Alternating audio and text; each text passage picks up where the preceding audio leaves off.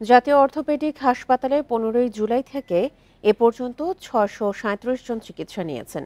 এদের মধ্যে 386 জন গুলিবিদ্ধ, মারা গেছেন 2 জন, পা কাটা পড়েছে 8 জনের। হতাহতদের মধ্যে কেউ বৈষম্য বিরোধী ছাত্র আন্দোলনের সৈনিক, কেউ আবার সাধারণ মানুষ। এদের সবার চিকিৎসা খরচ যোগাচ্ছে অন্তর্বর্তী সরকার। প্রিয় নম্বর সেট করে বিকাশে সেন্ড মানি করুন ফ্রি।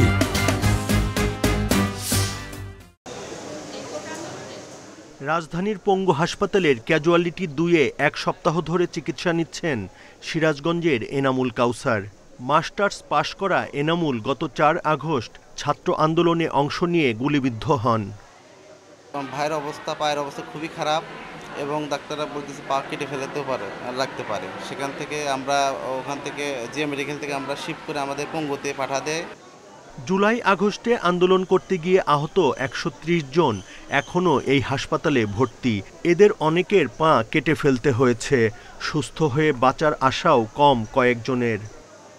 অপারেশন হওয়ার পর বাসা দিয়ে পাঠাইব, আবার আইতে 4 মাস পর এই জায়গায়। তারপর আরেকটাকে জন্য করবো প্লাস্টিক সার্জারি নাকি, এটা করব, টাকা পয়সা লাগতেছে না। ডাক্তার বলছে আমার সামনে আরও অপারেশন 2টা আছে, তো কবে সুস্থ হয়ে বাড়িতে ফিরবো এখনও সঠিক বলা যায় না। তো আমার তো বাল বাচ্চা আছে, আমি একজন ড্রাইভার, কবে কর্ম করে এই হাত দিয়ে কর্ম করে খাবো সেটাও আমি সঠিক এখন পর্যন্ত জানি না। আমার ভাই গুলিবিদ্ধ হয়েছে 19 তারিখ বিকাল 3টায়। তার এখন 3টা অপারেশন হয়েছে, ডাক্তার বলছে আরেকটা অপারেশন লাগবে। হাসপাতাল কর্তৃপক্ষ বলছে আহতদের বিনামূল্যে চিকিৎসা দেয়া হচ্ছে। প্রয়োজন হলে অঙ্গ সংযোজন ও কর্মসংস্থানের পরিকল্পনাও রয়েছে। মোস্টলি পেশেন্ট হলো যে গানশট ইঞ্জুরিগুলো ওপেন ফ্র্যাকচার হয়, মানে আপনার হাড়ও ভাঙছে, আবার তার মাংস উপরে চামড়া টামড়াও থেতলে গেছে। তো মাংস চামড়া এগুলো থেতলে গেলে এটা যদি একটা ফেভারেবল কন্ডিশনে না আসে, উপযোগী কন্ডিশনে না আসলে আমরা হাড়ের চিকিৎসাটা করতে পারি না।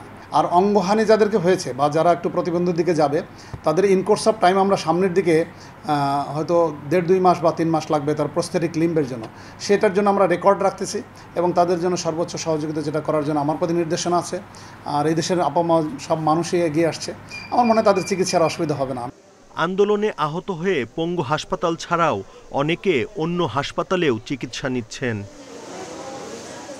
Buddhadeb Kundu, independent news, Dhaka.